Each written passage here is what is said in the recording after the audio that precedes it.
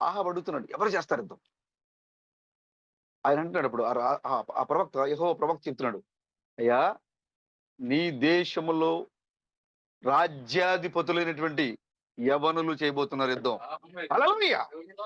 ప్రపంచంలో ఎంతమంది ఉన్నప్పటికిని, ప్రపంచంలో ఎంతమంది బైబిల్ చదువుతున్నప్పటికిని, ప్రపంచంలో ఎంతమంది మేము థియాలజీ చేసామని చెప్తున్నప్పటికిని, ప్రపంచంలో ఎంతమంది మేము భక్తిపరులమని చెప్పుకున్నప్పటికిని, సాతాన్ని ఓడించగలిగింది వాడు ఎంతమంది దూతలతో వచ్చినా కూడా సాతాన్ని ఓడించగలిగింది ఎవరంటే యెహోవా యొక్క వ్యవస్థలో, రాజ్యాంగ వ్యవస్థలో.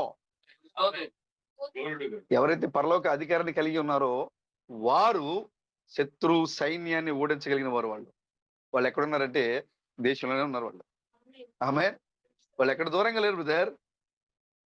అక్కడే ఉన్నారు. ఆ ప్రవక్త చెప్తున్నాడు, ఈ దేశంలో రాజ్యాధికారం కలిగిన యవనస్తులు ఎవరైతే ఉన్నారో, రాజ్యాధికారం పొందిన